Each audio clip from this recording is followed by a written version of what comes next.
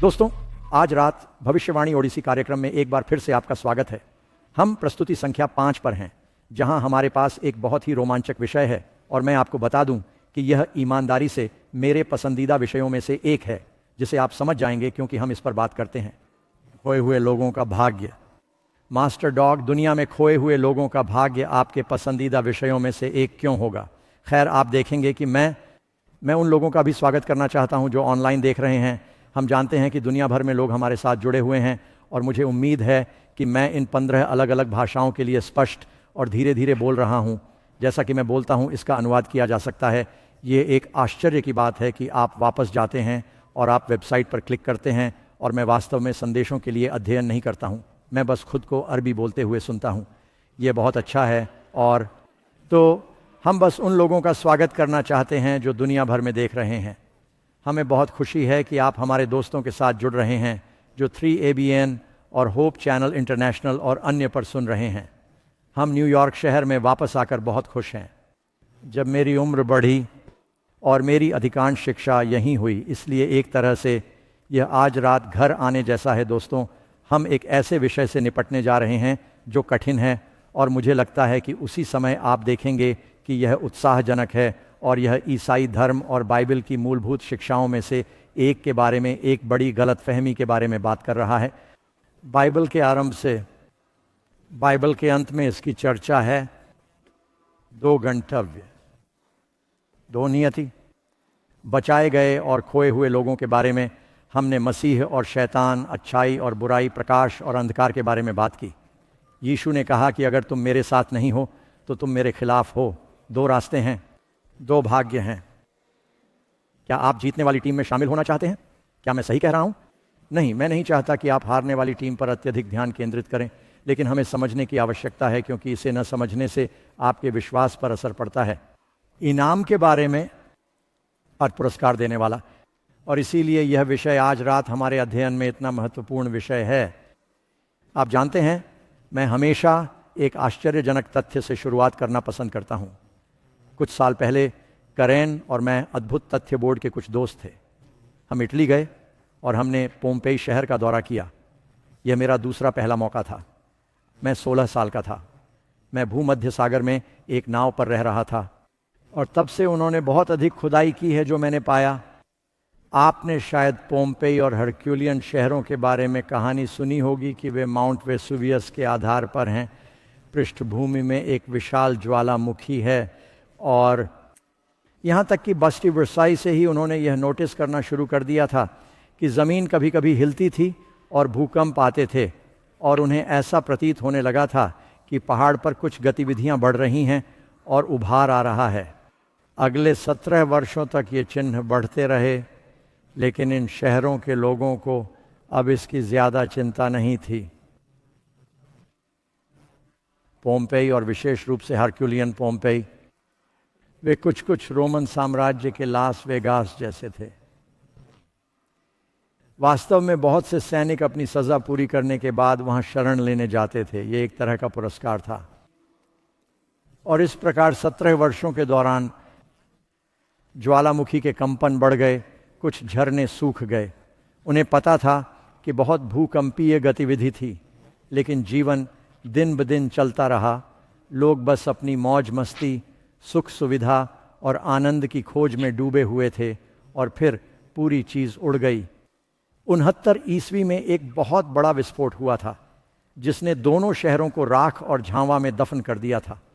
और कुछ लोग जो तुरंत नहीं मरे थे, वे अति गर्म गैसों के पायरोक्लास्टिक बादल द्वारा मारे गए थे जो सुनामी की तरह पहाड़ से लुढ़क रहे थे और वे पहली बार सांस लेने पर जिंदा ही झुलस गए थे। खैर, सालों बाद, लगभग 1748 या 1600 साल बाद, उन्होंने कुछ खुदाई की और उन्हें राख के नीचे दबे खंडहर मिलने लगे और उन्होंने देखा कि वे राख में इन गुहाओं में बार बार दौड़ रहे थे। और किसी ने कहा, तुम्हें पता है कि शायद वहाँ कुछ था? और इसलिए उन्होंने प्लास्टर ऑफ पेरिस को इन गुहाओं में डाल दिया और उन्हें भयानक सच्चाई का पता चला कि ये खोखले स्थान थे जहाँ लोग थे, उनकी हड्डियों के अलावा शरीर सड़ चुके थे और वे शहर के चारों ओर लोगों को देख पा रहे थे। हजारों लोग मर चुके थे। वे उसी स्थिति में थे और अपनी अंतिम छटपटाहट में मर रहे थे कि आपदा ने उन्हें जकड़ लिया। ये हमें एक और भयानक विनाश के बारे में सोचने पर मजबूर करता है जिसका बाइबल में जिक्र है। बस एक छोटा सा साइड नोट जिसके बारे में आप सोचना चाहेंगे। यरूशलेम को 70 ईसा पूर्व में टाइटस की सेनाओं द्वारा नष्ट कर दिया गया था। मैंने एक इतिहासकार को यह कहते हुए सुना कि जिस समय वे सेवा में थे उस समय के आधार पर संभवतः यरूशलेम के विनाश में शामिल कई सैनिक पोम्पेई में छुट्टियां मना रहे थे जब शहर नष्ट हो गया था।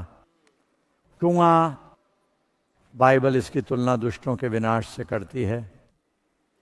पता है, दिलचस्प बात यह है कि दुनिया में लगभग हर धर्म का मानना है कि कुछ ना कुछ इनाम मिलता है, यहां तक कि वे लोग भी जो पुनर्जन्म में विश्वास करते हैं। सोचिए, अगर आप बुरा जीवन जीते हैं तो आप वापस आएंगे, जैसा कि आप जानते हैं, कुछ और मगरमच्छ या कौन जानता है, लेकिन आप एक अच्छा जीवन जीते हैं, इनाम मिलता है। और लगभग सभी धर्म ये समझते हैं कि आप जिस तरह से अपना जीवन जीने का चुनाव करते हैं उसके परिणाम होते हैं। लेकिन हमें अपने जवाब कहाँ से मिलेंगे? सड़क पर लोगों से बातचीत करके, या फिर ईश्वर का वचन ही अंतिम निर्णायक है? हम ये पता लगाने जा रहे हैं कि बाइबल इस विषय पर क्या कहती है। मदद के विषय पर बहुत सी गलतफहमियां हैं। सबसे पहले प्रश्न संख्या 1, हम अपने प्रश्न उत्तर पद्धति का उपयोग करने जा रहे हैं। आपको अपने पाठ मिल गए हैं। ये पाठ संख्या 5 है। बाइबल में वर्णित 2 शहर जो कि कुछ हद तक बदनाम हैं, दुष्टों के विनाश के उदाहरण के रूप में दिए गए हैं। आप दूसरे पतरस 2 की 6 आयत को पढ़ सकते हैं। और मत भूलिए कि आप मेरे साथ हल्के नीले रंग में उत्तर बोल सकते हैं। और सदोम और अमोरा के शहरों को राख में बदलकर परमेश्वर ने उन्हें विनाश की निंदा की ताकि वे उन लोगों के लिए एक उदाहरण बन जाएं जो बाद में अधर्मी जीवन जिएंगे। इसलिए यदि हम जानना चाहते हैं कि दुष्टों का क्या होगा, तो परमेश्वर ने कहा कि ठीक है, जो तुमने देखा वह सदोम और अमोरा के साथ हुआ। वे जल गए। और आप यहाँ पढ़ सकते हैं कि यहूदा के पद 1 में पद 7 में सदोम और अमोरा को एक उदाहरण के रूप में प्रस्तुत किया गया है जो अनंत अग्नि का प्रतिशोध भुगत रहे हैं। अनंत महीन, जिसका अर्थ है कि आग के परिणाम अनंत हैं। आप बस एक गूगल अर्थ मानचित्र देख रहे हैं जो एक ऐसा क्षेत्र दिखाता है जहां पुरातत्वविदों का मानना है कि लगभग सदोम अब था। यदि आप नहीं जानते हैं तो बाइबल इसका वर्णन करती है। यदि आप उत्पत्ति अध्याय 19 में जाते हैं, यह हमें बताता है कि लूत अब्राहम का भतीजा था और उनके पास बहुत सारे मवेशी थे। चरवाहे लड़ रहे थे और उन्हें परिवार में शांति बनाए रखने के लिए अलग होने की ज़रूरत थी। और लूत ने सदोम की ओर अपनी नज़र डाली क्योंकि यह भगवान के बगीचे की तरह पानी से भरा हुआ था। यह ईडन के बगीचे की तरह था। यह हरा भरा था, यह उष्णकटिबंधीय था। वहाँ वनस्पति की बहुतायत थी जानवरों के लिए। और उसने सोचा कि तुम्हें पता है, मुझे लगता है कि मेरे झुंड वास्तव में वहाँ बढ़ेंगे और चीज़ें वास्तव में समृद्ध होंगी। और उसकी पत्नी ने कहा, तुम्हें पता है, उन्हें सदोम में वास्तव में अच्छे मॉल मिले। और वैसे भी कौन जानता है, वे वहाँ चले गए। लेकिन बाइबल आगे कहती है कि यह एक बुद्धिमान निर्णय नहीं था क्योंकि सदोम के लोग प्रभु के सामने बहुत पापी थे। अब कुछ लोग यह जानकर हैरान हैं कि बाइबल कहती है कि सदोम और अमोरा को दंडित करने से पहले भगवान ने सदोम और अमोरा को बचाया था। क्या आप जानते हैं कि उनके महान न्याय दिवस से पहले उत्तर से 5 राजा एक असीरियन चेटेल अयोमर के नेतृत्व में आए थे। उनका एक संघ था। वे नीचे आए और उन्होंने सदोम और अमोरा के राजाओं और मैदान के 4 अन्य शहरों पर हमला किया और उन्हें जीत लिया और उन्हें बंदी बनाकर ले गए और लूत और उसके परिवार को विनाश में ले जाया गया। यह उनका ध्यान आकर्षित करने और उन्हें पश्चाताप की ओर मोड़ने के लिए एक निर्णय था, क्योंकि भगवान चाहते हैं कि हर कोई बचाया जाए। और अब्राहम कुछ अन्य शक्तिशाली शेखों के साथ एकत्र हुआ और वे गए और उन्होंने उन्हें छुड़ाया। उन्होंने अपने सैनिक लिए। आप जानते हैं, अब्राहम के पास 300 से ज़्यादा आदमियों की सेना थी और उन्होंने उन्हें छुड़ाया। उन्होंने इन अन्य राजाओं पर विजय प्राप्त की और उन्होंने सभी लोगों को बचाया। सदोम और अमोरा से वे बचाए गए थे और भगवान को उम्मीद थी कि वे अपना तरीका बदल देंगे, लेकिन उन्होंने ऐसा नहीं किया। वे पुराने तरीकों पर वापस चले गए और पहले से भी बदतर हो गए। ये इतना बुरा हो गया कि जब भगवान ने लूत और उसके परिवार को सदोम से बचाने के लिए स्वर्गदूतों को भेजा, तब भी शहर के लोग स्वर्गदूतों के साथ दुर्व्यवहार करना चाहते थे। और अंत में भगवान ने कहा, भागो नहीं तो तुम नष्ट हो जाओगे। आने वाले क्रोध से भागो। और उसने कहा कि पीछे मुड़कर भी मत देखना। और स्वर्गदूतों ने लूत और उसकी बेटियों और उसकी पत्नी को ले लिया। हाथ से पकड़कर मूलतः उन्हें शहर से बाहर खींचना पड़ा। और फिर भगवान ने स्वर्ग से आग और गंधक के साथ सदोम और अमोरा पर शासन किया। अब्राहम हेब्रोन के पहाड़ों से सदोम के मैदान की ओर देख सकता था। वैसे यह ग्रह पर सबसे निचली जगह है। क्या आप यह जानते हैं? समुद्र तल से 1300 फीट नीचे जॉर्डन घाटी। और कहा गया है कि उस स्थान का धुआं भट्टी की तरह ऊपर उठ रहा था। करेन, और मैंने शायद कुछ हफ्ते पहले ही समाचार में सुना होगा, कैलिफोर्निया के ओरविल के पास हमारे यहाँ आग लग गई थी और करेन और मैं सड़क से नीचे आ रहे थे। हम इसे दूर से देख सकते थे और यह एक परमाणु विस्फोट जैसा लग रहा था। यह कैंप फायर इतना बड़ा था कि मशरूम जैसा बादल बन गया था। और परमेश्वर ने यहोवा के सामने से आग से मैदान के इन शहरों को नष्ट कर दिया। और बाइबल हमें बताती है कि भगवान अंततः एक नया स्वर्ग और नई पृथ्वी बनाने जा रहे हैं। लेकिन मैं आपको कुछ दिखाना चाहता हूँ। मैं यहाँ करेन को लाने जा रहा हूँ। मैं कुछ अनोखा चाहता हूँ जो मैं प्रदर्शित करना चाहता हूँ कि लोगों को लगता है कि आपको सदोम और अमोरा की कहानी मिल गई है और यह सिर्फ एक मिथक है या ये एक परिकथा है जो एक सबक सिखाने की कोशिश कर रही है। इसलिए मेरे पास, हम अभी मेसाउडो में थे और शायद 3 साल पहले जॉर्डन घाटी में और उस क्षेत्र में जहाँ सदोम और अमोरा के बारे में माना जाता है कि पहाड़ियाँ राख से भरी हैं और राख में ये सल्फर बॉल्स हैं जो एम्बेडेड हैं। ये दुनिया में एकमात्र ऐसी जगह है जिसके बारे में वे जानते हैं कि आप इसे कहाँ पा सकते हैं। पहाड़ इन सल्फर गेंदों से घिरे हुए हैं। हाँ, मैं इसे आपके साथ बदल दूंगा। और मैं समझ गया। हाँ, अब मैं, आइए यहाँ देखें। मैं यहाँ आ रहा हूँ। शायद हम इसे कैमरे पर ले आए। अगर आप इसे फोकस कर पाते हैं तो मुझे बताइए। ओह, देखो, इसे देखो, ये पहले ही उड़ चुका है। मैंने इसे लाइटर से 1 सेकंड के लिए छुआ। मुझे नहीं पता कि आप उसमें हो रहे बुलबुले देख सकते हैं या नहीं। और धूम्रपान, ये सल्फर बॉल्स हैं जो आप सभी के अंदर समाहित हैं। धुआं देखिए, मैंने इसे बस 1 सेकंड के लिए क्लिक किया, यह तुरंत उड़ गया। आप सल्फर और गंधक में नहीं रहना चाहते, मैं आपको जाने दूंगा। इसे बाहर निकालो प्रिय, इससे पहले कि अग्निशमन विभाग आ जाए। इसे फ़ोन पर मत लगाओ। मैं ऐसा इसलिए कह रहा हूं ताकि आपको बता सकूं कि यह कोई मिथक नहीं है। यह वास्तव में हुआ। यह वास्तविक विनाश था। बाइबल के अनुसार पाप के परिणाम होते हैं। क्या आप आमीन कह सकते हैं? प्रश्न संख्या 2। अगली पंक्ति में बैठे लोगों को शायद इस समय सड़े हुए अंडों की गंध आ रही होगी। दुष्टों का नरक की आग में नाश कब होगा? उत्तर, इसमें कहा गया है कि प्रभु जानते हैं कि धर्मी लोगों को प्रलोभन से कैसे छुड़ाया जाए और अन्यायियों को न्याय के दिन के लिए दंड से कैसे बचाया जाए। अब जब हम नरक की आग के विषय पर बात करते हैं तो कुछ अतिवादी हैं, एक समूह कहने जा रहा है कि वास्तव में ऐसी कोई चीज़ नहीं है, कि भगवान ये सिर्फ डराने के लिए है। वास्तव में सड़क पर लोगों में से एक ने कहा, ओह हाँ, बस नरक सिर्फ लोगों को डराने के लिए है और यह बिल्कुल भी मौजूद नहीं है। कुछ लोग कहते हैं कि यह हमेशा के लिए जलता है और उनके पास नरक में जलते हुए लोगों की यह तस्वीर है और वे कहते हैं कि वे पिघली हुई आग और गंधक में हैं और वे जल रहे हैं और ये कभी नहीं रुकता है और उन्हें कोई राहत नहीं है। कब तक? हमेशा के लिए। मुझे नहीं पता दोस्तों कि क्या आप इसे समझ सकते हैं। ये कैसा होगा? मुझे नहीं पता कि आप में से कितने लोगों को कुछ साल पहले याद है जब और उसने सोचा कि वह कैदियों की अदला बदली के लिए बातचीत में शामिल हो रहा है, लेकिन वास्तव में वे उसे बाहर ले आए। उन्होंने उसका वीडियो बनाया और वे उसे रेगिस्तान में ले गए और उन्होंने उसे एक पिंजरे में डाल दिया, एक धातु का पिंजरा जिससे बचने का कोई रास्ता नहीं था। उन्होंने उस पर गैसोलीन या कुछ आग लगाने वाला तरल पदार्थ डाला और उनके वीडियो चलने के साथ उन्होंने उसमें एक माचिस फेंकी और उसे आग लगा दी। और फिर उन्होंने इसे प्रसारित किया। उन्होंने इसे इंटरनेट पर डाल दिया और दिखाया कि वे इस पायलट के साथ क्या कर रहे थे और उसे भयंकर पीड़ा में मरने में कई मिनट लग गए। और उसके पिता को दिखाया गया कि अब आप और मैं ये सुन रहे हैं और मैं आपके चेहरे पर भाव देख सकता हूं। ये भयावह है। यहाँ एक प्रश्न है, क्या आप विश्वास करते हैं कि हमारा स्वर्गीय पिता अपनी रचना की उन वस्तुओं को ले लेगा जो उसकी छवि में बनाई गई थी, कि जो पाप करने की स्वाभाविक प्रवृत्ति के साथ पैदा होते हैं? और अगर हम इस पर काबू पाने में कामयाब नहीं होते तो वह कहता है कि अगर तुम मुझसे प्यार नहीं करती हो तो मैं तुम्हें जला दूंगा, लेकिन मैं तुम्हें सिर्फ जलाने वाला नहीं हूं, मैं तुम्हें हमेशा के लिए जला दूंगा। तुम्हें पता है बाइबल ये नहीं सिखाती। बाइबल सिखाती है कि नरक है, ठीक वैसे ही जैसे सदोम और अमोरा थे, उन्हें सज़ा दी गई। बाइबल सिखाती है कि दुष्टों को नरक में जलाया जाता है। अब सवाल यह है, ऐसा कब होता है? हमने अभी क्या पढ़ा? इसमें कहा गया है कि प्रभु जानता है कि धर्मी लोगों को प्रलोभन से कैसे बचाया जाए और आपको कभी भी किसी रेस्तरां में टेबल आरक्षित करने की अनुमति कैसे दी जाए। इसका मतलब यह है कि आप इसे तब तक पकड़ कर रखेंगे जब तक आप वहां नहीं पहुंच जाते हैं ना।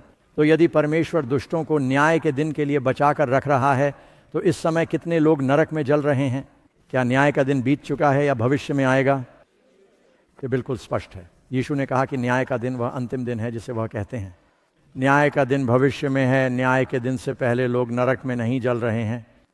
और क्या हर कोई हमेशा जलता रहता है? क्या बाइबल ये नहीं कहती कि पुरस्कार की अलग अलग डिग्री होती है? यदि पुरस्कारों की अलग अलग डिग्री हैं, तो यह कितना उचित होगा कि कुछ किशोर जिन्हें आप जानते हैं वे गलत व्यवहार करते हैं, वे गलत तरह का जीवन जीते हैं और वे खोकर मर जाते हैं, और जब तक स्टालिन और हिटलर रहेंगे तब तक वे जलते रहेंगे। यह बहुत उचित नहीं लगेगा। मैं सिर्फ आपके शुद्ध मन को जगाना चाहता हूं और आपको सोचने पर मजबूर करना चाहता हूं, और हम आपको हर बात के लिए शास्त्र देंगे। मुझे पता है कि कुछ अलग कठिन श्लोक हैं, हम उन सभी का उत्तर देंगे। हम किसी भी शास्त्र से नहीं डरते। आमीन। जो वचन मैंने कहा है वह उनका न्याय कब करेगा? अंतिम दिन। आइए हम प्रभु के दिन, न्याय के दिन के बारे में बात करें। और फिर से मैथ्यू बताता है कि यीशु मैथ्यू 13 में एक दृष्टांत बताता है, खरपतवार और जंगली पौधों को अलग करने के बारे में बात करता है, और यह दुनिया के अंत में कहता है स्वर्गदूत आगे बढ़ेंगे, वे खरपतवार और जंगली पौधों को बंडलों में इकट्ठा करेंगे और उन्हें जला देंगे। यह कब होगा?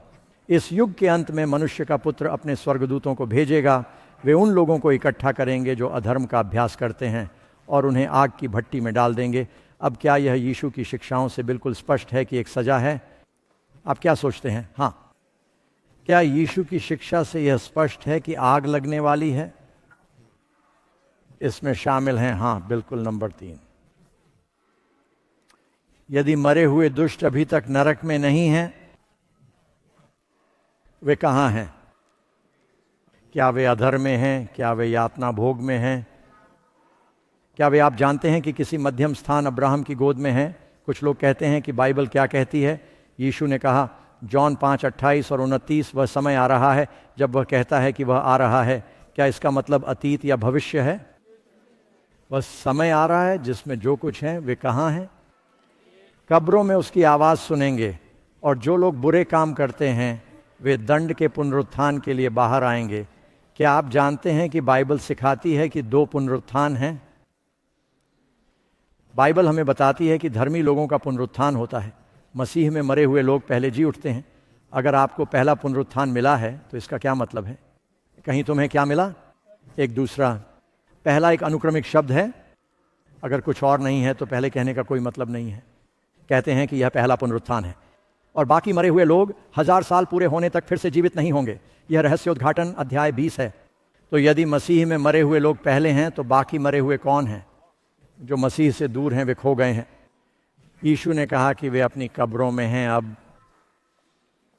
यह बहुत महत्वपूर्ण है, क्योंकि कुछ लोग मानते हैं कि उनके प्रियजन मर गए हैं। उनका मानना है कि वे अभी नीचे जल रहे हैं। आप जानते हैं कि लोगों का मानना है कि पहाड़ी के नीचे कहीं एक यातना कक्ष है और उनके लोग जल रहे हैं। ये मुझे याद है कि मैं सुपरमार्केट में लाइन में खड़ा था और मैंने एक टैबलॉइड पत्रिका देखी जिसका कवरेज बहुत ही अपमानजनक था। कभी कभी आपको हंसना पड़ता है। और यह कहाँ, साइबेरिया में कुआं खोदने वाले लोग बहुत गहरे चले गए, राक्षस भाग निकले, और वे कहते हैं कि वे वास्तव में नरक में चले गए हैं और राक्षस भाग रहे हैं। और मुझे लगता है कि कुछ लोग ऐसा मानते हैं, लेकिन बाइबल ऐसा नहीं सिखाती। वे फिर से अपनी कब्रों में हैं। आपके लिए एक और आयत, अय्यूब गक्सटियस आयत 30 और 32, दुष्टों को कयामत के दिन के लिए सुरक्षित रखा गया है। उसे कहाँ लाया जाएगा?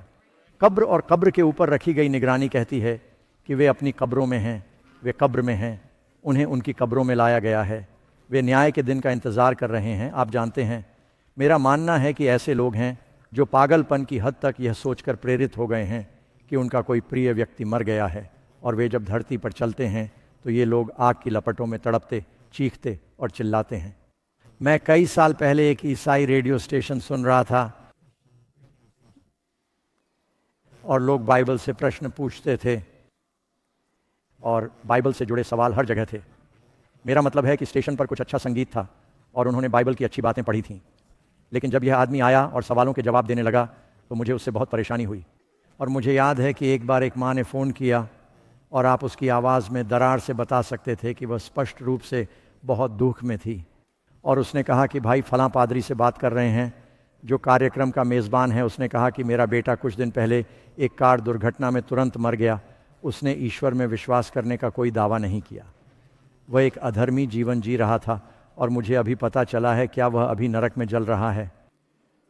पहले तो उसने सवाल टालने की कोशिश की।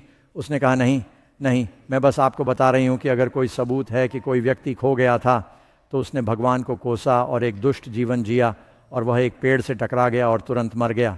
वह नरक में जल रहा है। और अंत में एक सीधा जवाब देने से बचने की कोशिश करने के बाद उन्होंने कहा, ठीक है, आप जानते हैं कि बाइबल के अनुसार अगर वह मसीह के बिना मर गया तो बिना आगे बढ़े उसका अगला पड़ाव नरक में जाना है, नरक की आग में। और वो वहाँ कितने समय तक रहेगा? हमेशा के लिए। अब क्या आपने कभी सोचा है कि कैसे हमेशा के लिए? वो कितना लंबा है? इसका मतलब ये है कि यदि कोई व्यक्ति मर जाता है और वह नरक में जल रहा है तो आप 1 मिनट के लिए खुद को जलाइए। एक व्यक्ति मर जाता है और वह नरक में चला जाता है, अर्थात अब से 10 लाख वर्ष बाद आप सतह पर तैरने की कोशिश करते हैं और मदद के लिए पुकारते हैं और भगवान कहते हैं कि आपने अभी भी शुरुआत नहीं की है। आप कभी भी शुरुआत तक नहीं पहुंच पाते। आप पीड़ा, दुख और चीखती हुई तीव्र जलन वाली पीड़ा को महसूस करना कभी बंद नहीं करते। हमेशा हमेशा के लिए पापों के लिए एक जीवन काल का। ईस्वी सन 90 वर्ष कितने लंबे होते हैं? अनंत काल की तुलना में यह अस्तित्वहीन है। इस छोटे से जीवन के लिए एक व्यक्ति को हमेशा हमेशा के लिए जला देना। कृपया न्याय की व्याख्या करें। और जब आप कुछ पादरियों से पूछें, मैंने कहा, ठीक है, हम कौन हैं? हम नहीं समझते कि पाप कितना बुरा है और वह भगवान है और यही सज़ा है। अब मैं आपको कुछ सोचने के लिए प्रेरित करता हूं दोस्तों। ईमानदारी से कहूं तो आप में से कितने लोग इंसान होने के नाते यह बात स्वीकार करेंगे? पाप करो और परमेश्वर की महिमा से रहित हो जाओ। बाइबल कहती है कि हम सभी ने पाप किया है। हम सभी में एक स्वाभाविक प्रवृत्ति होती है पाप करना, और फिर उस व्यक्ति को अनंत काल तक यातना देना जिसे आपने बनाया है। आप ज़ाहिरा तौर पर प्यार करते हैं और आप एक न्यायप्रिय देवता हैं, हमेशा हमेशा के लिए, बहुत ही संक्षिप्त जीवन के पापों के लिए। समझ आया? ये बाइबल से नहीं है, मैं आपको बाइबल से दिखाने जा रहा हूं। आमीन। सबसे पहले, अभी तक कोई भी नंबर 4 नहीं जल रहा है। सभी लोगों के पास केवल 2 विकल्प क्या हैं, इसीलिए यह एक महत्वपूर्ण विषय है। बाइबल कहती है, यीशु ने कहा, क्योंकि परमेश्वर ने जगत से ऐसा प्रेम रखा कि उसने अपना इकलौता पुत्र दे दिया कि जो कोई उस पर विश्वास करे वह क्या ना करे, नाश हो जाओ परंतु अनंत जीवन पाओ। 2 विकल्प क्या हैं? जीवन या एकदम भूल जाइए। नाश का मतलब है आपका अस्तित्व समाप्त हो जाना। जब आप बाजार जाते हैं और ऐसी चीज़ें खरीदते हैं जो जल्दी खराब हो जाती हैं, इसका मतलब है कि बेहतर होगा कि आप उन्हें फ्रिज में रख दें या जल्दी से खा लें, क्योंकि वे नष्ट होने वाले हैं, वे टिकते नहीं। भगवान ने आदम और हव्वा से क्या कहा कि अगर तुम वर्जित फल खाओगे तो तुम निश्चित रूप से मर जाओगे। 2 विकल्प हैं दोस्तों, तुम्हें जीवन या मृत्यु मिलेगी। मृत्यु जीवन का अभाव है। भगवान ने यह नहीं कहा कि तुम्हें स्वर्ग में अनंत जीवन मिलेगा या जलते हुए अनंत जीवन मिलेगा। क्या यह सही नहीं है? मूसा ने मरने से पहले इस्राएल के बच्चों के सामने खड़े होकर कहा कि मैं आज तुम्हारे सामने 2 विकल्प रखता हूं, जीवन अच्छा, आशीर्वाद, मृत्यु बुराई, श्राप, जीवन को चुनना। हर कोई जीवन चुन सकता है, लेकिन शैतान, कौन याद रखता है कि हमने शैतान के बारे में क्या सीखा? वह भगवान को गलत तरीके से पेश करना चाहता है। तुम्हें पता है कि यह विषय मेरे लिए क्यों महत्वपूर्ण है? मेरे पास अपनी गवाही के लिए समय नहीं है, लेकिन मैं 9वीं कक्षा तक 14 स्कूलों में गया था, 14 विभिन्न स्कूल। इसका कुछ कारण यह था कि मेरे माता पिता चले गए थे, और कुछ कारण यह था कि मैं एक उपद्रवी था। और मुझे पता है कि आपको इस बात पर विश्वास करना मुश्किल होगा, लेकिन मैं थोड़ी परेशानी में पड़ गया। मैं यहूदी स्कूलों में गया, मैं 2 अलग अलग सैन्य स्कूलों में गया, मैं पब्लिक स्कूल में गया, मैं 2 कैथोलिक स्कूलों में गया। और बाकी सभी की तरह मैंने भी सुना है कि अगर तुम अच्छे लड़के हो और आप यीशु पर विश्वास करते हैं, तुम स्वर्ग जाओ। मैं वास्तव में उलझन में था, क्योंकि मेरी माँ यहूदी थी, लेकिन मेरे पिता बैप्टिस्ट के रूप में पले बड़े थे। वे दोनों नास्तिक हैं। वे मुझे कैथोलिक स्कूल में भेजते हैं। तो आप समझ जाइए। और जब मैं न्यूयॉर्क मिलिट्री अकादमी गया, हर हफ्ते आपको एक सेवा में जाना होता है। आप प्रोटेस्टेंट सेवा, कैथोलिक सेवा या यहूदी सेवा के बीच चयन कर सकते हैं। और मैंने सोचा कि मैंने बस कोशिश की, मैं उन सभी को मिलाता रहा, लेकिन वे सभी एक ही बात कहते थे, तुम अच्छे हो, तुम स्वर्ग जाओगे, लेकिन अगर तुम बुरे हो तुम नरक में जाओगे। मैंने कहा कि मुझे इसके बारे में और अधिक जानने की आवश्यकता है, क्योंकि मुझे लगा कि मैं वहीं जा रहा हूं। और मैंने कहा कि ठीक है, ये एक आग है, आप जानते हैं, और आप वहां नीचे होंगे और जल जाएंगे। कौन? कितने समय तक? हमेशा के लिए। आपको क्या लगता है इससे भगवान की मेरी तस्वीर पर क्या असर पड़ा? मैंने अपने जीवन में बहुत पहले ही यह तय कर लिया था। मैंने कहा कि मैं न केवल यह मानना चाहता हूं कि मैं यह मानने के लिए तैयार नहीं हूं, बल्कि मैं यह मानने के लिए तैयार भी नहीं हूं, क्योंकि अगर कोई ईश्वर है तो वह ब्रह्मांड का सबसे नीच प्राणी है। मैं यहां हूं, आप जानते हैं, बस एक छोटा सा घटिया बच्चा हूं, और मैं अपने बुरे व्यवहार को रोक नहीं सकता। और उसने मुझे बनाया है। किसी ने मुझसे वोट देने के लिए नहीं पूछा कि मुझे बनाया जाए या नहीं, और उसने मुझे बनाया। और वह कहता है कि यदि आप अच्छे नहीं हो सकते हैं और मुझे यह बहुत कठिन लगा, तो मैं तुम्हें हमेशा के लिए जला दूंगा। मैं कभी भी भगवान से प्यार नहीं कर सकता। मैंने सोचा कि अगर कोई भगवान है तो मैं उससे नफरत करता हूं। लेकिन जब मैंने इस विषय पर बाइबल की सच्चाई जानी, इसने मुझे आज़ाद कर दिया, जहां मैं अंततः ईश्वर से प्रेम करने में सक्षम हो गया। यही कारण है कि यह मेरे लिए महत्वपूर्ण है। आपके पास दो विकल्प हैं, जीवन या मृत्यु। रोमियो अध्याय 6। 23 पाप की मजदूरी क्या है? आग की लपटों में अनंत जीवन। यह वह नहीं है जो पॉल ने कहा था। पाप का दंड मृत्यु है, जीवन का अभाव है। पहला झूठ क्या था जो कभी बोला गया था? भगवान ने हव्वा से कहा कि अगर तुम वर्जित फल खाओगी तो तुम निश्चित रूप से मर जाओगी। उसने सिर्फ यह नहीं कहा कि तुम मर जाओ, बल्कि उसने कहा कि तुम निश्चित रूप से मर जाओगी। इसका मतलब है कि दुष्ट चुड़ैल की तरह मरा बहुत मरा। और सांप ने स्त्री से कहा, तुम निश्चित रूप से नहीं मरोगी, या तो तुम हमेशा स्वर्ग में रहोगी या फिर हमेशा नरक में रहोगी मेरे साथ, और मैं प्रभारी हूं। बाइबल ऐसा नहीं कहती। पहला झूठ। तब सांप ने स्त्री से कहा, तू निश्चय नहीं मरेगी। उसने झूठ बोला। नरक की आग में दुष्टों का क्या होगा? उत्तर भजन 37। आइए जाने बाइबल दुष्टों का प्रतिफल क्या कहती है। चिंता मत करो, हम धर्मी लोगों के इनाम के बारे में बात करना समाप्त करने जा रहे हैं। मैं एक अच्छे नोट पर समाप्त करना चाहता हूं। थोड़ी देर चिल्लाओ और दुष्ट नहीं रहेंगे, क्या इसका मतलब यह है कि वह कहीं यातना कक्ष में होगा या नहीं रहेगा? नहीं, मुझे और कोई मतलब है। आप दुष्ट इच्छा क्या अस्तित्व समाप्त? धुएं में नष्ट हो जाएंगे, वे दूर चले जाएंगे, फैल जाएंगे, गायब हो जाएंगे, चले जाएंगे। अब फिर से आप मलाकी अध्याय 4 की आयत 1 और 3 में पढ़ते हैं कि जलने का दिन आ रहा है, एक ओवन की तरह। और सभी कितने? जो लोग दुष्टता करते हैं वे सब भूसा बन जाएंगे। यह उस बारे में बात कर रहा है जो यहूदी फसल कटने के बाद खेतों में करते थे। वे कैलिफोर्निया में आज भी ऐसा करते हैं। हमारे आसपास के सैक्रामेंटो के चावल के खेतों में वे आग लगाते हैं, और न केवल ऊपर की भूसी को जला देते हैं, बल्कि वे कहते हैं कि यह केवल भूसी ही नहीं है, यह शाखा में जड़ को भी जला देगा। यदि आप किसी पेड़ की जड़ जला देंगे तो वह वापस नहीं आएगा। वे कहते हैं कि जब कुछ जल जाएगा तो वह उन्हें जला देगा, जो बचेगा वह भी जल जाएगा। कुछ नहीं, तू दुष्टों को रौंदेगा, क्योंकि वे तेरे पैरों के तलवों के नीचे राख हो जाएंगे। अभी भी जल रहा है, आप इधर उधर घूमते नहीं रहेंगे। ओह, ये तो बहुत गर्म है। जैसे कि आप फिजी की आग पर चलने वाले व्यक्ति हैं। वे चले गए हैं, वे जल रहे हैं, और वह उस पर एक नया आकाश और एक नई पृथ्वी बनाने जा रहा है। तो संख्या 6 कहां? क्या अब नरक की आग स्थित होगी? यह बात लोगों को हैरान कर रही है। बहुत से लोगों को यह विश्वास करना सिखाया जाता है कि अब मुझे यहां रुकना चाहिए, और आप समझ जाएंगे कि बाइबल में 4 शब्द क्यों हैं जिनका अनुवाद नरक के रूप में किया गया है। पुराने नियम में सबसे आम शब्द है शियोल। शियोल का सीधा अर्थ है कब्र। यह एक हिब्रू शब्द है जिसका अर्थ है कब्र। वह नीचे जाएगा।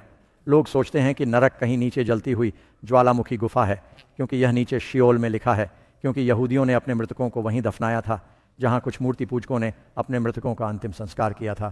कुछ ने तो ज़मीन के ऊपर भी, लेकिन यहूदियों ने उन्हें दफनाया था, इसलिए उन्होंने हमेशा कहा कि शियोल में नीचे।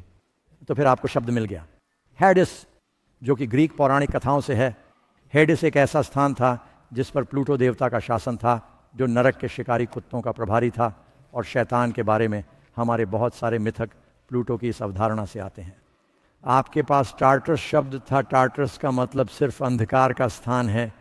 बाइबल में इसका सिर्फ एक बार ही इस्तेमाल हुआ है। फिर आपको गेहिन्ना शब्द मिला। अब ये एक ऐसा शब्द है जिसने लोगों को भ्रमित कर दिया है क्योंकि यरूशलेम के बाहर उनके पास हिन्नोम की घाटी नामक कुछ है। ये भी गेहिन्ना है, वही शब्द, वही जगह। ये शहर का कूड़ा घर था और यह एक बहुत ही खड़ी घाटी थी जो पथरीली थी और निर्माण के लिए अच्छी जगह नहीं थी। यह शहर के फाटकों से बहुत दूर नहीं था। लोग शहर से कूड़ा कचरा बाहर ले जाते थे और इसे हिन्नोम की घाटी में फेंक देते थे। अब हिन्नोम की घाटी को शहर का कूड़ा कचरा बनाने का एक कारण यह है कि इस्राएल के कुछ पुराने राजा ईश्वर से दूर हो गए थे और उन्होंने वहाँ मूर्ति पूजक मूर्तियाँ स्थापित कर दी थीं और इसे मूर्तियों और मूर्ति पूजक देवताओं के लिए एक पवित्र स्थान बना दिया था। और इसलिए ईश्वरीय राजा आए, उन्होंने कहा कि हम इसे अपवित्र करने जा रहे हैं और इसे कूड़ा कचरा बना देंगे। याद रखें, नबूकदनेस्सर ने कहा था कि जो कोई भी दानियेल के ईश्वर की पूजा नहीं करता है उसका घर तोड़ दिया जाएगा और उसे कूड़ेदान में बदल दिया जाएगा। यह उन चीज़ों में से एक है जो उन्होंने किसी स्थान को अपवित्र करने के लिए की थी। और इसलिए यह कीड़ों से भरा था, क्योंकि आप जानते हैं कि वे मृत जानवरों को वहाँ फेंक देते हैं जो अशुद्ध थे और उनके पास सुलगती हुई टोकरियाँ होती थीं। वे गैसों को कम रखने के लिए इसे जला देते थे।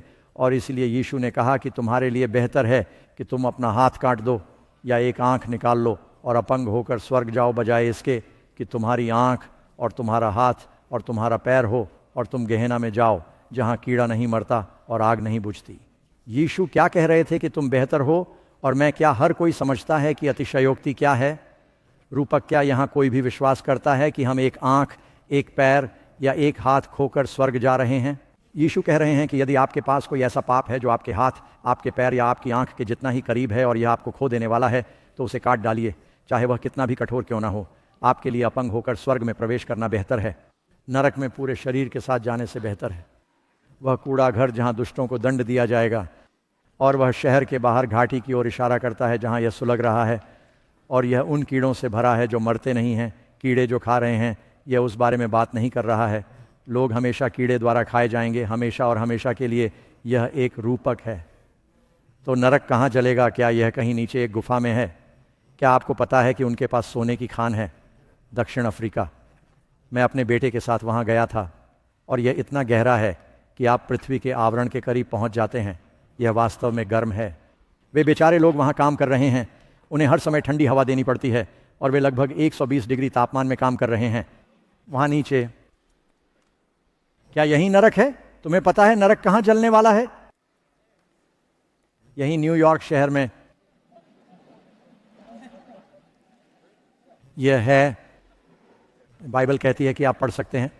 दूसरे पत्रस अध्याय 3 में लिखा है कि जब पृथ्वी के तत्व बहुत ही अधिक गर्म होकर पिघल जाएंगे, तब पृथ्वी और उस पर के काम क्या होंगे? जल गया। ये फिर से यही होने जा रहा है। आप पढ़ सकते हैं कि यह हमें एक रहस्य उद्घाटन में कहाँ बताता है। श्लोक 9, वे पृथ्वी की चौड़ाई पर चढ़ गए और संतों के शिविर को घेर लिया। प्रिय शहर व नया यरूशलेम है, और स्वर्ग से भगवान की ओर से आग नीचे आती है और उन्हें भस्म कर देती है। मैं इस आभासी वास्तविकता के बहुत करीब नहीं जाना चाहता, क्योंकि मैं नहीं देखना चाहता। यहाँ मुझे यह पता लगाना है कि वे क्या करने में सक्षम हैं। मुझे आश्चर्य है कि क्या मैं इससे गुजर सकता हूँ। नहीं, मैं इसकी कोशिश भी नहीं करने वाला हूँ। यह गलत शब्द चित्र है। तो फिर नरक कहाँ जलने जा रहा है? आग धरती पर उतरती है। परमेश्वर इस संसार को आग से शुद्ध करने जा रहा है और शुद्ध की गई राख पर। इसीलिए यह कहा गया है कि तुम नए यरूशलेम से आगे जाओगे, तुम दुष्टों को कुचल दोगे, क्योंकि वे तुम्हारे पैरों के तलवों के नीचे की राख हैं। क्योंकि धन्य हैं वे जो नम्र हैं, वे क्या उत्तराधिकार में पाएंगे। पृथ्वी पर यह ठीक है, क्योंकि भगवान एक नया स्वर्ग बना रहे हैं।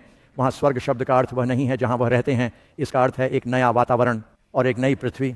हमारा वातावरण प्रदूषित है, हमारी धरती प्रदूषित है। वह इस ग्रह को फिर से बनाने जा रहा है। भगवान ने शुरू में ही एक योजना बना रखी थी, वह अपनी परिपूर्ण योजना को पूरा करने जा रहा है। आप इस पर विश्वास करें दोस्तों। तो नरक के बारे में एक और बड़ा मिथक। कौन बड़ा है और नरक का प्रभारी कौन है? ओ, करें कहती है कि मैं रिवर्स से चूक गई, मुझे बैकअप लेने दो। वे बोले, मैंने ये पढ़ा है ना। वे पृथ्वी की चौड़ाई पर चढ़ गए, उन्होंने संतों के शिविर को घेर लिया। प्रिय शहर और स्वर्ग से भगवान की ओर से आग उतरी और उन्हें भस्म कर दिया। इसलिए यह वहाँ नीचे आ रहा है। हम पृथ्वी पर हैं जब यह नीचे आता है और उन्हें भस्म कर देता है। तो फिर नरक की आग का प्रभारी कौन है? क्या यह शैतान है? आप में से कितने लोगों ने चुटकुले सुने हैं कि आप जानते हैं कि सेंट पीटर गोल्डन गेट के प्रभारी हैं और हर किसी को अंदर जाने के लिए सेंट पीटर के पास जाना पड़ता है। और मैंने सेंट पीटर के बारे में कुछ बहुत ही मज़ेदार चुटकुले सुने हैं जो स्वर्ग में जाने वाले लोगों की जांच करते हैं और फिर उन्हें पता चलता है कि शैतान नरक का प्रभारी है। आप में से कितने लोगों ने पहले ऐसा सुना है? और यही कारण है कि उनके पास जाहिर तौर पर यह बड़ा पिचफोर्क ट्राइडेंट है। यह नीचे एक बड़ी बारबेक्यू की तरह है। वह सुनिश्चित करता है कि लोग समान रूप से पकाए गए हैं और हर बार उसे पलटते हैं। मुझे नहीं पता कि वह क्या कर रहा है, लेकिन क्या बाइबल यही सिखाती है? शैतान नरक का प्रभारी है। बेशक हमने सीखा है कि शैतान ऐसा नहीं दिखता है। कोई भी बाइबल नहीं कहती कि शैतान नरक से इतना डरता है। नरक उसके लिए तैयार किया गया था। शैतान जिसने उन्हें धोखा दिया था, उसे आग और गंधक की झील में डाल दिया गया था। ओह, इसे झील क्यों कहा जाता है? ऐसा नहीं है कि आप गेनेसरेट झील या महान झीलों या उस जैसी किसी चीज़ को जानते हैं। 1000 साल के अंत में हमारे पास इस पर एक सबक है। नया यरूशलेम स्वर्ग से भगवान के पास से नीचे आता है और पृथ्वी पर बस जाता है। सभी दुष्ट जो कभी जीवित रहे थे पुनर्जीवित हो गए हैं। शैतान सभी दुष्टों को देखता है जो कभी जीवित रहे हैं। उन्हें कभी कभी गोग और मागोग कहा जाता है और वह उन्हें एक के खिलाफ इकट्ठा करता है। भगवान के शहर के खिलाफ अंतिम हमला, उन्हें महान श्वेत सिंहासन न्याय का न्याय किया जाता है। शैतान दिखाता है कि वह नहीं बदला है। और इसमें कहा गया है कि फिर भगवान ने आग बरसाई और उसी तरह भगवान ने नूह के समय में दुष्टों को नष्ट करने के लिए पानी बरसाया जब तक कि नाव तैरने नहीं लगी। भगवान नए यरूशलेम के बाहर आग बरसाने जा रहे हैं। केवल जहाज़ में रहने वाले लोग ही बचेंगे, केवल शहर में रहने वाले लोग ही बचेंगे। और यह एक झील बनाने जा रहा है। चिंता मत करो, दीवारें बड़ी हैं और तुम सुरक्षित रहोगे, क्योंकि यीशु नूह है और उसने शहर का निर्माण किया। वह हमारा नूह है, इसीलिए बोलने के लिए और बाहर का हर व्यक्ति नष्ट हो गया है। यह एक झील बनाने जा रहा है और वह झील पुरानी बाढ़ की तरह दुनिया को शुद्ध करती है। वह आग्रह को शुद्ध करने जा रही है और फिर भगवान एक नया स्वर्ग और एक नई पृथ्वी बनाएंगे। शैतान नरक का प्रभारी नहीं है, वह इससे डरता है। वह बहुत क्रोध के साथ नीचे आया है क्योंकि वह जानता है कि उसका समय कम है। आप दूसरे पतरस और यहूदा की पुस्तक में पढ़ते हैं कि जब यीशु शैतानों को निकाल रहा था, तब शैतानों को अंधकार की अनंत जंजीरों में रखा गया था। शैतान बोलते थे और कहते थे कि हम जानते हैं कि तुम कौन हो, यीशु परमेश्वर के पुत्र। क्या तुम समय से पहले हमें पीड़ा देने आए हो? ये क्या वे जानते हैं कि आगे क्या होने वाला है? वे इसके प्रभारी नहीं हैं, वे इससे डरते हैं। यही कारण है कि आप बुरे स्वर्गदूतों का अनुसरण नहीं करना चाहते हैं, या आप उनके इनाम को साझा नहीं करना चाहते हैं, या आप जाना चाहते हैं अंत में यीशु भेड़ों को बकरियों से अलग करने जा रहा है। वह बकरियों से कहेगा, तुम शापित लोगों से दूर हो जाओ और उस अनंत आग में जाओ जो शैतान और उसके दूतों के लिए तैयार की गई है। और वह दुष्टात्माओं से कहेगा, वे उस इनाम को प्राप्त करेंगे जो शैतान के लिए तैयार किया गया था। और जो अपने भाइयों से प्रेम रखते हैं और प्रभु से प्रेम रखते हैं, उनसे वह कहेगा, अच्छा किया अच्छे और विश्वास योग्य सेवक, प्रभु के आनंद में प्रवेश करो। मित्रों, 2 विकल्प हैं और परमेश्वर आपको अपने राज्य में चाहता है। यही कारण है कि आप यहाँ हैं, चाहे आप टीवी या इंटरनेट पर देख रहे हों या आप यहाँ व्यक्तिगत रूप से हैं। परमेश्वर चाहता है कि आप सच्चाई सुनें, क्योंकि वह चाहता है कि आप बच जाएं। यीशु आपको बचा सकता है। हाँ, वह कर सकते हैं। ये संख्या 8, क्या नरक की आग कभी बुझेगी? या फिर यहाँ एक बड़ा सवाल है कि क्या यह हमेशा जलता रहेगा? यही तो हम जानना चाहते हैं। यशायाह 47 श्लोक 14, वह न तो कोयला होगा जिससे तुम ताप सको, न आग होगी जिसके आगे तुम बैठ सको, यहाँ तक कि एक गर्म कोयला भी तुम्हारे पास नहीं बचेगा। जिस दिन मैं दुष्टों को तुम्हारे पांवों के नीचे रौंदूंगा, उस दिन उनकी राख तुम्हारे पांवों के नीचे रौंद डालूंगा। सेनाओं के यहोवा की यही वाणी है। यह जल गया है। अब आप में से कुछ लोग सोच रहे होंगे कि पादरी डॉक्टर, रुकिए, क्या बाइबल ऐसा नहीं कहती? यह कभी ना बुझने वाली आग है और इसका मतलब बिल्कुल वही है जो यह कहती है। जब आप बाइबल में कुछ देखते हैं तो आप जानते हैं कि बाइबल में किसी भी रहस्य को समझने की कुंजी क्या है। बाइबल को खुद ही व्याख्या करने दें। भगवान लेखक हैं, वह जानता है कि वह जो शब्द इस्तेमाल करता है उसका क्या मतलब है, क्या यह उचित लगता है। तो बाइबल का इससे क्या मतलब है, आइए पता लगाते हैं। इसमें कभी न बुझने वाली आग शब्द का प्रयोग किया गया है। मत्ती 3 पद 12 में यीशु ने कहा कि वह खलिहान को अच्छी तरह से साफ करेगा और अपने गेहूं को खलिहान में इकट्ठा करेगा, परंतु वह भूसी को उस आग में जला देगा जो बुझने की नहीं। क्या न बुझने वाली आग का मतलब है? बुझाना एक क्रिया है, इसका मतलब है बुझाना। कोई भी ऐसा नहीं है जो नरक की आग को बुझाएगा। नरक में कोई फायरमैन नहीं है। ये तो इसे बाहर निकालना होगा। इसे बाहर निकालने के लिए कुछ भी नहीं किया जा सकता। मैं आपको यह साबित करके दिखाता हूं। यिर्मयाह 27, मुझे खेद है, यिर्मयाह 17 पद 27, यहाँ यिर्मयाह की एक भविष्यवाणी है। बेबीलोन की कैद से पहले रहते थे, परंतु यदि तुम मेरी बात न मानोगे कि सब्त के दिन को पवित्र ठहराओ, अर्थात उस दिन यरूशलेम के फाटकों में बोझ लिए हुए प्रवेश न करो, तो मैं उसके फाटकों में आग लगाऊंगा और उससे यरूशलेम के भवन भस्म हो जाएंगे और वे बने न रहेंगे। क्वेंच्ड। अब क्या आप जानते हैं कि क्या हुआ? उन्होंने नहीं सुना, उन्होंने पश्चाताप नहीं किया। नबूकदनेस्सर आया, उसने शहर को नष्ट कर दिया, उसने शहर को जला दिया, फाटक जला दिए गए, कोई भी दमकलकर्मी नहीं आया। ये कभी न बुझने वाली आग थी, मंदिर जला दिया गया। न बुझने वाली आग, ये नष्ट हो गया था।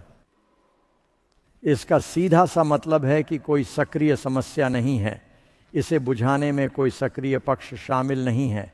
नरक की आग जो काम करती है वह शाश्वत है, फिर वापस नहीं आता। यह हमारा अगला प्रश्न है, क्या अनंत अग्नि का अर्थ कभी खत्म न होने वाला नहीं है? खैर, आपको चीज़ों को उनके संदर्भ में पढ़ना होगा। आइए कुछ उदाहरण देखें। सदोम और अमोरा, यहूदा 1 आयत 7। अनंत आग से परमेश्वर का क्या मतलब है? सदोम और अमोरा और उनके आसपास के शहर, उन्हें एक उदाहरण के रूप में प्रस्तुत किया गया है किस तरह की आग का बदला भुगतना। अब अनंत आग, यहाँ एक सवाल है कि क्या सदोम और अमोरा आज भी जल रहे हैं? शहर का पुनर्निर्माण कब हुआ? अग्नि का परिणाम अनंत। कोई क्षमा नहीं थी, कोई पुनरुत्थान नहीं था, कोई पुनर्निर्माण नहीं था। इस आग का अंजाम यही होगा। इसका मतलब है कि इस आग का नतीजा हमेशा के लिए होगा। मेरे पास प्लेक्सी ग्लास का यह पुलपिट काफ़ी गर्म है, ये पिघल जाएगा। मुझे पता है, क्योंकि पादरी डग एक बार किशोर गृह में था और मैं भागना चाहता था और मैंने कुछ माचिस ली और मैं प्लेक्सी ग्लास के टिका को जलाने में सक्षम था ताकि मैं किशोर गृह से बाहर निकल सकूं। इसलिए प्लेक्सी ग्लास जलता है। मुझे पता है कि तो ये एक बहुत अच्छा पुलपिट है। अगर हम उस पुलपिट को अलाव में फेंक दें और जला दें तो आप कह सकते हैं कि यह अनंत आग से जला दिया गया था, क्योंकि आप उस पुलपिट को फिर कभी नहीं देख पाएंगे। देखिए मैं क्या कह रहा हूँ। भगवान कह रहे हैं कि आग के परिणाम अनंत हैं। वह इस बात पर जोर देते हैं क्योंकि अभी अगर आप मर जाते हैं और बच जाते हैं तो उम्मीद मत खोइए, ये एक पुनरुत्थान है। लेकिन तुम जानते हो कि परमेश्वर दुष्टों के विनाश को क्या कहता है। दूसरा, मौत, कोई पुनरुत्थान नहीं है। इन संख्या 11 है। जब रहस्योद्घाटन बहुतायत श्लोक 10 में कहा गया है कि दुष्टों को हमेशा के लिए पीड़ा दी जाएगी, अब यह शायद सबसे कठिन श्लोक है जो हमेशा के लिए पादरी डॉग कहता है। क्या इसका मतलब यह नहीं है कि वे हमेशा के लिए जलाए गए हैं? बाइबल को खुद ही व्याख्या करने दें। कभी कभी भगवान इन शब्दों का उपयोग करते हैं, जैसा कि मैंने अतिशयोक्ति में कहा। आपको इसे इसके संदर्भ में उपयोग करना होगा। क्या आप बाइबल में अन्य उदाहरण पा सकते हैं जहां भगवान हमेशा के लिए शब्द का उपयोग करते हैं लेकिन इसका स्पष्ट रूप से मतलब था जब तक वे मर नहीं जाते? देखो योना की कहानी पर। योना के बारे में कितने लोग जानते हैं? योना मछली के पेट में कितनी देर तक रहा? 3 दिन और 3 रातें। हम इसे 1 सेकंड में पढ़ेंगे। योना के दूसरे अध्याय में जब वह प्रार्थना करता है तो वह क्या कहता है? पृथ्वी ने मेरे पीछे सलाखें बंद कर लीं। हमेशा के लिए। अब अगर आपको भेल ने निगल लिया हो, वैसे ऐसा हुआ है। लगभग 6 महीने पहले, यह वास्तव में यूट्यूब पर है, आप देख सकते हैं कि एक आदमी कयाकिंग कर रहा था और एक बड़ी भेल आई। उसे पता नहीं था कि वह कयाक में है और उसे निगल गई। उसे फिर से थूक दो, वह ठीक था। वह शायद अभी थेरेपी ले रहा है, लेकिन ऐसा हुआ और आप इसे स्वयं देख सकते हैं। तो जोना, उसे किसी बेलन व्हेल ने नहीं निगला था, बल्कि शायद किसी हम्पबैक या स्पर्म व्हेल ने निगला था, जो कि ऊँ है। वे वास्तव में स्क्विड खाते हैं। कौन जानता है कि शायद व्हेल नहीं रही होगी, भगवान ने मछली तैयार की थी। ये कुछ भी हो सकता था। और लेकिन वह वहाँ कितनी देर तक रहा? आपने योना अध्याय 1 में पढ़ा, जिसमें कहा गया है, और योना 3 दिन और 3 रात मछली के पेट में था, जो मसीह के कष्टों का एक प्रकार है। यीशु ने कहा कि इस पीढ़ी को कोई संकेत नहीं दिया जाएगा, लेकिन योना का संकेत मैथ्यू अध्याय 12। जबकि योना 3 दिन और 3 रातों तक बड़ी मछली के पेट में था, इसलिए मनुष्य का पुत्र 3 दिन और 3 रातों तक पृथ्वी के हृदय में रहेगा। पृथ्वी का हृदय मसीह के कष्टों का वर्णन कर रहा है, जो कब्र में गुरुवार रात से शुरू हुए थे। यीशु ने हमारे पापों के लिए गुरुवार रात, शुक्रवार रात, शनिवार रात को अंतिम भोज के बाद कष्ट सहना शुरू किया। वह रविवार सुबह जी उठे। आमीन। तो योना ने 3 दिन 3 रातें की। उसने इसे हमेशा के लिए कहा। आप जानते हैं कि यीशु ने उसी तरह दुख उठाया जिस तरह खोए हुए लोग उठाएंगे। यह अनंत काल जैसा लगता है। क्या आप कल्पना कर सकते हैं कि आप 3 दिन और 3 रात अंधेरे में एक समुद्री राक्षस के बीच रह रहे हैं? उस व्हेल ने शायद दोपहर के भोजन में जेलीफिश खाई होगी और फिर आप अंधेरे में सुशी के साथ वहाँ होंगे। क्या आप ऐसा कर सकते हैं? ऐसा लगता है कि यह हमेशा के लिए है। आमीन। आप में से कितने लोगों ने इस शब्द का इस्तेमाल किया है? आपने कहा, यार मैंने बहुत दिनों से कुछ नहीं खाया है, मैंने उन्हें बहुत दिनों से नहीं देखा है। तो अब आप संदर्भ को देखें। जब भगवान हमें अनंत जीवन का वादा करते हैं, हम संदर्भ से जानते हैं कि यह अनंत है, क्योंकि बहुत सारे अन्य अंश हैं। यहाँ एक और है। हन्ना अपने बेटे को मंदिर में लेकर आती है। और वह कहती है कि यदि आप मुझे एक लड़का देंगे तो मैं उसे प्रभु के पास ले आऊंगी ताकि वह मंदिर में प्रभु के सामने हमेशा सेवा कर सके। तो क्या उसने अपना वादा निभाया? क्या शमूएल मंदिर गया था? कैसे? उन्होंने कितने समय तक सेवा की? अपना शेष जीवन, जब तक उसकी मृत्यु नहीं हो गई, हमेशा के लिए, जब तक वह मर नहीं गया, तब तक इब्रानियों के पास एक कानून था कि अगर आपके पास कोई नौकर है 7 साल के बाद आप अपने हिब्रू नौकर को आज़ाद कर सकते हैं। लेकिन अगर आपका हिब्रू नौकर कहता है, आप जानते हैं मुझे आपकी सेवा करना अच्छा लगता है, मैं आपका नौकर रहना चाहता हूं, वह एक अनुष्ठान से गुजरेगा और यह कहता है और वह हमेशा के लिए आपका नौकर रहेगा। उसके मरने तक इसका क्या मतलब था? सही। इसलिए जब यह दुष्टों को आग की झील में नष्ट किए जाने की बात करता है तो इसका कारण यह है कि दिन और रात इसलिए कहा जाता है क्योंकि शैतान संभवतः दिन और रात जलता रहेगा ना। लेकिन आप जानते हैं कि आखिरकार शैतान जला दिया जाता है। यह हिजकेल पढ़ें 28, इसमें लिखा है कि तुम कभी भी और नहीं रहोगे। अब वो उसे नष्ट करने जा रहा है। आप अब और नहीं रहेंगे। जिस तरह से यह वास्तव में पढ़ता है वह अस्तित्व में नहीं रह गया है। संख्या 12। मैं बहुत दूर कूद गया हूं। क्या अब आत्मा और शरीर दोनों नरक में नष्ट हो जाते हैं? यह एक है। आपको यह सुनना चाहिए दोस्तों। लोग ठीक सोचते हैं, हाँ पादरी, यह बिल्कुल स्पष्ट है कि शरीर जल जाता है लेकिन आत्मा हमेशा के लिए तड़पती है। यीशु ने क्या कहा? और यह बहुत स्पष्ट है, हमारी आत्मा और शरीर दोनों नरक में नष्ट हो गए। मत्ती 10 अध्याय 28 श्लोक में मसीह ने कहा, जो शरीर को मारते हैं उनसे मत डरो, पर वे आत्मा को नहीं मार सकते, बल्कि उससे डरो, अर्थात उस ईश्वर से जो आत्मा और शरीर को नरक में नष्ट करने में सक्षम है। नरक में कितना विनाश होता है। यीशु ने क्या कहा? आत्मा और शरीर तुम चले गए हो। याद रखें, उसने कहा था कि तुम पाप करोगे तो मरोगे, मुझ पर विश्वास करो, तुम नाश नहीं होगे, तुम जीवित रहोगे, तुम्हें सज़ा मिलेगी। हर किसी को उसके हक के हिसाब से सज़ा मिलती है। क्या आप जानते हैं कि पुरस्कार की राशि अलग अलग होती है? कभी कभी यीशु ने कहा है कि यदि आप धार्मिकता के कारण कष्ट सह रहे हैं या सताए जा रहे हैं तो स्वर्ग में आपका प्रतिफल महान है। और यीशु ने यहूदा के विषय में पिलातुस से कहा कि उस आदमी के लिए अच्छा होता यदि वह पैदा ही ना होता। तुम न्याय के दिन यहूदा बनकर कैसा महसूस करोगे और यह जानोगे कि तुमने यीशु को धोखा दिया है? या हिटलर या पोल पोट या इतिहास के इनमें से कुछ तानाशाह बने। इनाम की अलग अलग डिग्री होती है। मैं सिर्फ स्वर्ग जाना ही नहीं चाहता, मैं चाहता हूं कि वह तुम्हारे इनाम के तौर पर महान कहे। आमीन। ये आप में से कुछ लोग सोच रहे होंगे कि मैं बस वहां जाना चाहता हूं। ये आप में से कुछ लोग सोच रहे हैं कि ईमानदार बनो, मैं कितना पाप करूं और फिर भी वहां पहुंच जाऊं। गलत रवैया। आप देखना चाहते हैं कि आप किनारे से कितनी दूर हो सकते हैं। आमीन। नरक की आग किसके लिए जलाई जाती है? यह हिजकेल की एक और आयत कहती है कि जो आत्मा पाप करती है वह मर जाएगी। ये शब्दकोश की परिभाषा की तरह है, सिर्फ शरीर ही नहीं, पाप करने वाली आत्मा भी मरेगी। नरक की आग किसके लिए जलाई जाएगी? मैथ्यू 25:40, एक मेरे पास से चले जाओ, तुम शाप देते हो अनंत आग में किसके लिए तैयार किया गया है? शैतान नरक तुम्हारे लिए नहीं बनाया गया है। यदि तुम नरक में जाते हो तो इसका कारण यह है कि तुमने गलत नेता का अनुसरण किया है। शैतान और उसके स्वर्गदूतों के लिए तैयार किया गया। अच्छे स्वर्गदूत हैं और बुरे स्वर्गदूत हैं जिन्हें हमेशा के लिए जंजीरों में बांध कर रखा जाता है। संख्या 14। बाइबल परमेश्वर द्वारा दुष्टों के विनाश का उल्लेख किस प्रकार करती है? बाइबल हमें बताती है कि प्रभु क्रोधित होंगे ताकि वह अपना काम, अपना विस्मयकारी काम कर सकें और अपने अनोखे कार्य को अंजाम दे सकें। ईश्वर प्रेम, सृजन, जीवन, आशीर्वाद और भलाई का ईश्वर है। वह नहीं चाहता कि कोई भी दुख भोगे। यहाँ कौन किसी चीज़ को कष्ट में देखना चाहता है? मैंने तुम्हें कई साल पहले बताया था, मैं पहाड़ों में एक गुफा में रहता था और मैं 1.5 साल तक एक सन्यासी था। यहीं पर मुझे बाइबल मिली, बाइबल पढ़ना शुरू किया। बाइबल ने मेरा जीवन बदल दिया। मैं कभी पीछे मुड़कर नहीं देखा। मेरी गुफा में एक बिल्ली थी, वह बस एक दिन दिखा इन पहाड़ों में बहुत ऊपर। मैंने उसे अजनबी कहा क्योंकि अभी दिखा और हम बहुत करीब हो गए। और सर्दियों में रात में जब ठंड होती थी तो यह बहुत अच्छा होता था। शिकार करने के बाद वह आता और रात को अपने पंजे से मेरे चेहरे पर धक्का देता और मैं अपना स्लीपिंग बैग उठा लेता और वह मेरे पैरों के पास, मेरे स्लीपिंग बैग के नीचे चला जाता और वह मेरे पैरों के पास नीचे गुर्राता और यह बहुत बढ़िया था। लेकिन कभी कभी मैं उसे शिकार करते हुए देखता था। वह गुफा में चूहों को पकड़ता था और मुझे याद है कि एक दिन मैं रात का खाना बना रहा था और मैंने एक छोटे कंगारू चूहे को अंधेरे में उछलते हुए देखा और अजनबी ने उसे देखा और अजनबी चूहे पर झपटा और उसने पकड़ लिया।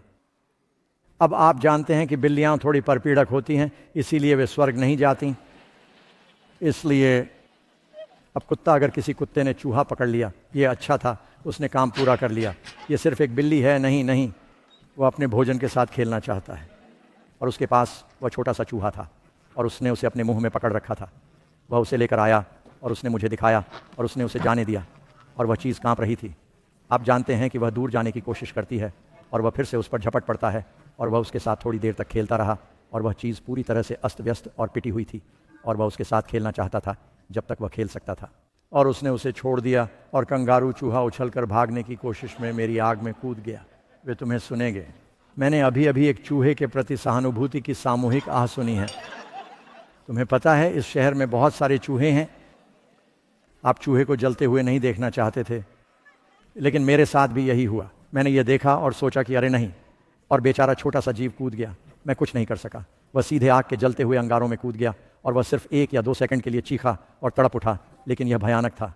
मैं चूहे को जलता हुआ नहीं देख सकता था। कौन किसी चीज को पीड़ित देखना चाहता है? क्या आप भगवान से भी अधिक प्रेमपूर्ण हैं? क्या आप भगवान से भी अधिक दयालु हैं? जब ईश्वर दुष्टों को दंड देता है तो आप सोचते हैं कि वह धर्मी लोगों को यह देखने के लिए पॉपकॉर्न परोस रहा है और इसलिए इसमें कोई खुशी है कि इससे उसका दिल टूट जाता है। परमेश्वर नहीं चाहता कि हम नाश हों, वह चाहता है कि आप बच जाएं। उसने अपने बेटे को दे दिया। लेकिन बाइबल में यह स्पष्ट है कि भाग्य क्या है। सुनो शब्दों को। दुष्टों का क्या होगा? वे खाए जाते हैं, वे भस्म हो जाते हैं, वे नष्ट हो जाते हैं। वे तो मुर्दे हैं, वे अब नहीं रहे, वे दूसरी मौत, वे नष्ट हो गए हैं। ये वे शब्द हैं जिनका उपयोग बाइबल करती है। अंग्रेजी भाषा या हिब्रू या ग्रीक में कोई ऐसा शब्द नहीं है जिसका उपयोग भगवान कर सकें जो समझाने के लिए अधिक निश्चित हो सकता है। पाप फिर से दूसरी बार नहीं उठेगा। भगवान पापियों को अमर नहीं करने जा रहे हैं। पापियों के पास अमरता नहीं है। भगवान, बाइबल कहती है, और भगवान के पास केवल अमरता है। आमीन। तो यह विचार कि पापी अमर हैं और वे अनंत काल तक जलते रहेंगे पौराणिक कथाओं से आता है, और चर्च अक्सर इसका इस्तेमाल लोगों को हेर फेर करने और डराने के लिए करता है, और पैसा कमाकर उनसे वह करवाया जो वे करना चाहते थे। लेकिन हमारा भगवान दया और प्रेम का भगवान है। पाप और पापियों का नाश हो जाता है। हमें आगे क्या देखना होगा? फिर भी हम उसके वादे के अनुसार एक नए आकाश और किस चीज़ की प्रतीक्षा कर रहे हैं? एक नई पृथ्वी जिसमें धार्मिकता वास करती है। यह हमें बताता है कि सभी चीज़ें नई हो जाएंगी। प्रकाशित वाक्य गद्यांश आयत 4 में बाइबल कहती है कि परमेश्वर उनकी आंखों से हर आंसू पोंछ देगा। फिर कोई मृत्यु नहीं होगी। कितनी मृत्यु होगी? अब रोना धोना नहीं होगा। मैं चाहता हूं कि आप भी मेरे साथ ये बात कहें। आप सब इसे स्क्रीन पर देख सकते हैं। अब कोई दर्द नहीं होगा। कितना दर्द होगा? अब और दर्द नहीं। भगवान पापियों को अमर नहीं करने जा रहे हैं। भगवान ब्रह्मांड में कहीं हमेशा के लिए यातना कक्ष नहीं बनाने जा रहे हैं।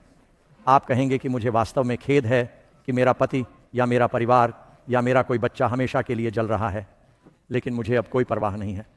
आप जानते हैं, क्योंकि भगवान ने मुझे इसके बारे में अच्छा महसूस कराया है। यह नहीं, इसमें कहा गया है कि दुष्टों को दंड दिए जाने के बाद वह हमारी आंखों से आंसू पोंछ देता है। एक समय है, 1000 साल बाद, जब हम दुष्टों का न्याय देखेंगे और हम भी भगवान की तरह स्वाभाविक स्नेह रखेंगे। यह दिल तोड़ने वाला होगा, लेकिन फिर यह भगवान को ले जाएगा। आप कह सकते हैं कि मैं कैसे भूल सकता हूँ। भगवान हमारी आंखों से सारे आंसू पोंछ देंगे दोस्तों। आमीन। अब कोई दर्द, पीड़ा या दुख नहीं होगा। क्या पाप की समस्या फिर कभी नहीं उठेगी? नहूम, एक नौ विपत्ति दूसरी बार नहीं उठेगी जब मैं एक नया आकाश और एक नई पृथ्वी बनाऊंगा। पूर्व को अनंत काल के वर्षों के रूप में याद नहीं किया जाएगा। कभी भी किसी चीज़ से डरने की ज़रूरत नहीं होगी दोस्तों। आपके पास 2 विकल्प हैं, जीवन या मृत्यु। जीवन को चुनें। बाइबल कहती है जो कोई भी उसे जीवन का जल मुफ्त में लेने देगा। आप में से कितने लोग कहते हैं कि आपको जीवन का वह जल चाहिए? अय्यूब की पुस्तक में कहा गया है कि क्या कोई मनुष्य ईश्वर से अधिक धर्मी हो सकता है? यदि ईश्वर अपने प्राणियों के साथ ऐसा नहीं करता, यदि हम ऐसा करना चाहते हैं तो ईश्वर ऐसा क्यों करेगा? आप अभी यह निर्णय लेना चाहते हैं और हम कल रात आपसे मिलने के लिए उत्सुक हैं। हम ईश्वर के प्रेम के बारे में बात करने जा रहे हैं। आइए और एलियाह की आत्मा और शक्ति के बारे में सुने।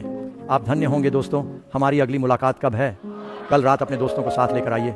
यह एक जीवन बदलने वाली प्रस्तुति होगी, मैं वादा करता हूँ, और आप धन्य हो जाएंगे। क्या मैं समापन से पहले आपके साथ प्रार्थना कर सकता हूँ?